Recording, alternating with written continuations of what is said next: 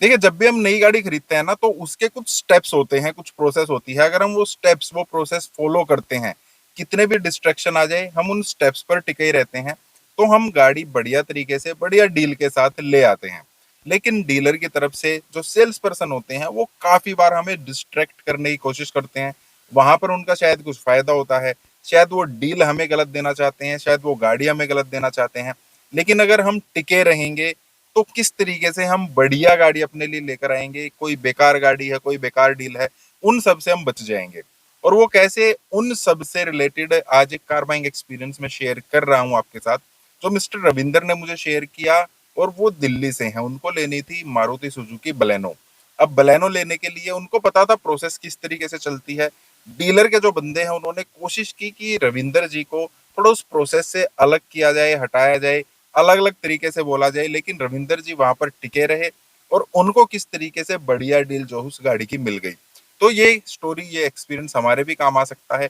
क्या है, चलिए एक बार बात कर लेते हैं। हेलो, मेरा नाम है अमित और आप देख रहे हैं डेली ऑटो लाइफ। और अगर मिस्टर रविंदर जी की तरह आप भी अपना कोई कार बाइंग एक्सपीरियंस शेयर करना चाहते हैं, गाड़ी से रिलेटेड कोई भी एक्सपीरियंस है, या नई गाड़ी खरीदने से रिलेटेड कोई क्वेश्चन है, गाड़ी कौन सी ले, कौन सी गाड़ी आपके लिए बढ़िया है, कौन सा इंजन बढ़िया है, कौन सा फ्यूल ऑप्शन बढ़िया है, डीलर के ट्रिक से कैसे बचें, कैसे हम डील समझ सकते हैं, बहुत सारे क्वेश्चन होते हैं, तो भी आप मुझे कांटेक्ट कर सकते हैं। रविंदर जी ने बलेनो अपने लिए सिलेक्ट की, गाड़ी बुक कर दी। कुछ दिन के बाद डीलर की तरफ से फोन आ गया कि आपकी गाड़ी आ चुकी है, आप कुछ पेमेंट जमा करा दीजिए। अब मिस्टर रविंदर को पता था कि पेमेंट पहले जमा नहीं करानी होती है, पहले हमें गाड़ी चेक करनी होती है। और यहाँ पर ना उनको ठीक ठाक डिस्काउंट, मतलब अच्छी डील मिल रही थी। काफी जगह पर उन्होंने पता किया था, सबसे अच्छी डील यहीं पर थी। इसीलिए इस डीलर के पास उन्होंने अपनी गाड़ी बुक कराई थी। अब मिस्टर रविंदर उनके पास पहुंच गए कि ठीक है, मैं पेमेंट जमा करा दूंगा, लेकिन पहले मुझे आप गाड़ी दिखा दो, फिर मुझे गाड़ी की पीडीआई करनी है, और उसके बाद ही मैं आपको ना पेमेंट वगैरह जो भी होगा उसका शेड्यूल करता हूँ, उसका प्रोसेस शुरू करता हूँ। अब यहाँ पर डीलर ने कहा, देखिए सर, यहाँ पर ना दो बातें हैं। पहली तो हम थर्ड पार्टी पीडीआई अलाउ नहीं करेंगे। आपको अगर पीडीआई करनी है तो आप कर सकते हैं, लेकिन आप भी पीडीआई तब करेंगे जब आप पेमेंट कर देंगे। पेमेंट करने से पहले यहाँ के जो मैनेजर है, जो मालिक है, वो आपको गाड़ी चेक करने के लिए अलाउ नहीं करेंगे। हम गाड़ी प्लांट से, मतलब जो हमारा स्टॉक यार्ड है, वहां से ला नहीं सकते हैं, और आपको वो स्टॉक यार्ड के अंदर अलाउ नहीं करेंगे। तो ना तो थर्ड पार्टी पीडीआई करा सकते हैं, आपको खुद चेक करनी है कर सकते हैं, लेकिन उससे पहले आपको पैसे देने पड़ेंगे। कंप्लीटली गलत प्रोसेस थी ये, मिस्टर रविंदर को इस चीज का पता था। रविंदर जी ने कहा, देखिए सबसे पहली तो बात, मैं खुद से गाड़ी चेक नहीं कर सकता हूँ, मैं उस मामले में प्रोफेशनल नहीं हूँ, मुझे हर चीज का नहीं पता है। तो थर्ड पार्टी जो पीडीआई है वो तो मुझे करानी है। आपको उसमें प्रॉब्लम क्या है वो आप मुझे बता सकते हैं, कि हम इसमें ओबीडी टूल जो आप कनेक्ट करेंगे वो हम कनेक्ट नहीं करने देंगे, या आपको मतलब प्रॉब्लम क्या है। वो लोग खुलकर कोई भी प्रॉब्लम नहीं बता रहे थे। और साथ में मिस्टर रविंदर ने ये भी बोला कि अगर गाड़ी मुझे भी चेक करनी होगी ना, तो मैं पहले पेमेंट नहीं करूंगा। मान लेता हूं मैं आपको पेमेंट कर दूंगा, उसके बाद गाड़ी में प्रॉब्लम आ गई तो फायदा क्या उस चीज का। पहले गाड़ी इसीलिए तो चेक करना हूं ना, अगर मुझे ये गाड़ी, ये प्रोडक्ट मुझे पसंद आ गया, तभी तो मैं पेमेंट करूंगा। तो वो किसी भी चीज पर एग्री नहीं कर रहे थे। अब मिस्टर रविंदर ने जो टाइम, तो देखिए थोड़ा सा उनको लगा था, पहले गाड़ी बुक कराई थी, उसके बाद थोड़ा इंतजार किया था, फिर गाड़ी आई थी। लेकिन मिस्टर रविंदर प्रोसेस पर टिके रहे, और उन्होंने बोला कि ठीक है, अगर आप लोग ये बात नहीं मान रहे ना, तो आप मेरी गाड़ी कैंसिल कर दो, मुझे आपसे गाड़ी नहीं लेनी है। उन लोगों को दिखा कि ठीक है, ये कस्टमर नहीं मानेगा। उन्होंने कहा, चलो ठीक है सर, कोई बात नहीं, पेमेंट आप बाद में कर सकते हैं, लेकिन थर्ड पार्टी पीडीआई हम अब भी अलाउ नहीं करेंगे। हाँ, हम ये कर सकते हैं, आपको अपना बंदा दे देंगे, हमारे पास भी पीडीआई स्पेशलिस्ट होते हैं। हम आपको अपना बंदा दे देंगे, आपके सामने गाड़ी की वो पीडीआई कर देगा, और वो रिपोर्ट आपको मिल जाएगी। चलो ठीक है यार, फेयर इनफ। नेक्स्ट डे उन्होंने कहा कि आप कल आ जाइए, हम आपको बंदा प्रोवाइड करा देंगे। मिस्टर रविंदर नेक्स्ट डे चले गए, उनके स्टॉक यार्ड में ही गए, वहां पर एक पीडीआई के लिए बंदा ऑलरेडी उनके पास था।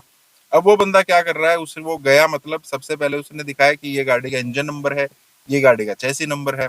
अब हमने गाड़ी स्टार्ट कर दी है, गाड़ी की हेडलाइट वगैरह सब ऑन है, म्यूजिक सिस्टम बज रहा है, एसी काम कर रहा है, और देखिए आपकी गाड़ी बिल्कुल ठीक है। अब मिस्टर रविंदर ने कहा कि ये पीडीआई नहीं होती है, सबसे पहले तो आप पेंट मीटर निकालिए, मुझे गाड़ी का पेंट चेक करके दिखाइए, हर जगह इवन है, कहीं पर गाड़ी पर रीपेंट तो नहीं हो रखा है, कहीं गाड़ी लगी हुई तो नहीं है, वो चीज दिखाइए। तो वो बंदा बोला, सर पेंट मीटर हमारे पास नहीं होता है। अच्छा, पेंट मीटर नहीं होता, कोई बात नहीं, आपने गाड़ी स्टार्ट कर दिया ना, इसके एसी की कूलिंग दिखाइए, कितनी कूलिंग कर रहा है, कितने टेम्परेचर की एयर इसमें से आ रही है। वो बोला, सर वो भी हमारे पास नहीं है। अच्छा, वो भी नहीं है, चलो कोई बात नहीं, एक बार गाड़ी गाड़ी में ना मुझे ये बताइए कि टायर्स की मैन्युफैक्चरिंग डेट क्या है, कहीं ऐसा तो नहीं कि ज्यादा पुराने टायर्स लग गए हैं। अब वो कहने लगा सर टायर्स की मैन्युफैक्चरिंग मुझे तो चेक करनी नहीं आती है। अब रविंदर जी कह रहे हैं यार फिर आपको आता ही क्या है, आप ना तो गाड़ी को चेक कर सकते हैं गाड़ी कहीं से लगी हुई है कि नहीं है, आप एसी की भी मतलब वो चेक नहीं कर सकते हैं, मतलब आपको एक किस्म से पीडीआई, आपको पीवी नहीं पता है किस तरीके से क्या होता है। अब यहाँ पर मिस्टर रविंदर ने उनको फिर से कहा कि आपके बंदे को कुछ नहीं पता है किस तरीके से पीडीआई होती है, मैं थर्ड पार्टी पीडीआई कराऊंगा, अगर आप मान रहे हैं तो ठीक है, अदरवाइज कोई दिक्कत नहीं है, आप मेरी गाड़ी कैंसिल ही कर सकते हैं। अब यहाँ पर उनको समझ में आ गया कि ये जो कस्टमर है ना, ये थोड़ा पीडीआई करा के ही मानेंगे, तो उन्होंने कहा चलिए ठीक है सर कोई बात नहीं, हम एक बार मैनेजर से परमिशन ले लेते हैं, 2-3 दिन के बाद आपको बता देंगे, फिर देखते हैं क्या होता है, गाड़ी कैंसिल होगी या आपको पीडीआई करने का मौका मिलेगा, ठीक है। 3 दिन के बाद उन्होंने कहा सर आप आ जाइए, पीडीआई अपनी बुक कर लीजिए, बंदे को ले आइए, सिर्फ ओबीडी टूल जो है ना वो आप कनेक्ट नहीं करा सकते हैं, बाकी जैसे आप चाहें गाड़ी की पीडीआई करा सकते हैं। मिस्टर रविंदर जी पहुंच गए। अब वहां पर पहुंचने के बाद रविंदर ने देखा कि जो गाड़ी उन्होंने पहले दिखाई थी, जो प्लेनो उन्होंने पहले दिखाई थी, ये वो वाली नहीं है, क्योंकि engine number chassis number Ravinder ji के पास था, ये कोई दूसरी गाड़ी थी, शायद बाद में आई होगी। अब रविंदर जी ने उसकी पीडीआई करानी शुरू की, गाड़ी बिल्कुल परफेक्ट थी, कोई भी बंदा वहां पर नहीं खड़ा हुआ था जो शोरूम वाला था, और ना ही किसी ने ये कहा कि आप इतनी जल्दी करा लीजिए, आप ये नहीं कर सकते, वो नहीं कर सकते। इवन उस बंदे ने ओबीडी टूल जो है वो भी कनेक्ट करके उस गाड़ी को प्रॉपर तरीके से चेक कर लिया। गाड़ी बिल्कुल ठीक थी। रविंदर जी ने कहा ठीक है गाड़ी मुझे अच्छी लगी है, अब हम इसको प्रोसेस को आगे बढ़ाते हैं। यहाँ पर अब जो डीलर के बंदे थे, जो सेल्स पर्सन थे, उन्होंने कहा सर इस गाड़ी पर ना आपको 10,000 रुपए एक्स्ट्रा देने पड़ेंगे, ये दूसरी गाड़ी है, ये और भी लेटेस्ट मैन्युफैक्चरिंग है। रविंदर जी ने कहा कोई बात नहीं यार, लेटेस्ट मैन्युफैक्चरिंग आप मुझे मत दो, आप वो पुरानी ही गाड़ी दे दो जो आपने मुझे दिखाई थी, मैं उसी की पीडीआई जो है करा लेता हूँ। उन्होंने कहा सर वो गाड़ी आपको नहीं मिलेगी, वो तो जा चुकी है, और इस गाड़ी के 10,000 रुपए आपको देने ही पड़ेंगे, ये मैनेजर साहब ने बोला है। रविंदर जी ने कहा यार आप लोग मुझे पहले ही बता देते, अगर आप मुझे पहले ये कहते कि 10,000 रुपए बढ़ाने पड़ेंगे तो मैं क्यों पीडीआई बुक कराता, क्यों मुझे यहाँ पर भी पैसे लगाने पड़ते। चलो कोई बात नहीं, जो पैसे लग गए, आप लोग अब भी मेरे साथ धोखाधड़ी कर रहे हैं, मेरी डील अब भी कैंसिल कर दो, मुझे गाड़ी आपसे अब भी नहीं लेनी है। अब वहां पर वो लोग गए, मैनेजर से उन्होंने बात की, फिर आकर कहने लगे कोई बात नहीं सर, आप 10,000 नहीं देना चाहते ना, 5,000 रुपए तो आपको देना ही पड़ेगा, इससे कम हम नहीं आ पाएंगे। मिस्टर रविंदर जी को 5,000 रुपए का इतना ज्यादा दुख नहीं था, वो कह रहे थे जितना ज्यादा दुख इस चीज का था कि वो लोग बेवकूफ बनाने की कोशिश कर रहे हैं।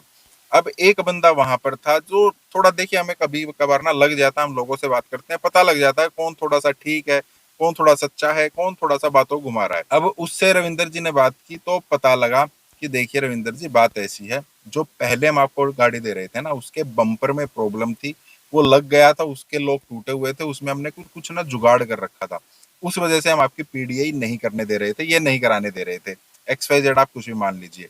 ये गाड़ी नई आई है, वो गाड़ी जा चुकी है, एक्चुअल में गाड़ी पर डिस्काउंट नहीं है इतना ज्यादा जितना हम आपको दे रहे थे, क्योंकि हम आपको वो वाली गाड़ी दे रहे थे। कल को आपको अगर पता भी लग जाता तो हम वो डिस्काउंट का थोड़ा बोल सकते थे कि हमने आपको डिस्काउंट दिया है। अब ये तो बिल्कुल नई गाड़ी है, इसलिए ये मैनेजर इससे कम में नहीं मानेगा, ये 5,000 रुपए आप देंगे तो आप फायदे में ही रहेंगे, आप कहीं और डील पता करेंगे ना तो भी आपको लगेगा कि आपको ये गाड़ी ठीक ठाक रेट में मिल रही है। और वाकई ऐसे ही था, रविंदर जी को काफी सारी उनके पास कोटेशन थी, उन सबसे कम 5,000 रुपए देने के बाद भी ये गाड़ी उनको सबसे कम में मिल ही रही थी। तो रविंदर जी ने फिर इस गाड़ी को फाइनल किया, प्रोसेस पर टिके रहे तो उनको एक ऐसी गाड़ी नहीं मिली जो पहले से ही, लेने से पहले ही फॉल्ट में थी, डिफेक्टिव थी। तो इस तरीके से प्रोसेस फॉलो अगर आप भी करेंगे ना तो आपको हर चीज जो है वो बढ़िया रहेगी।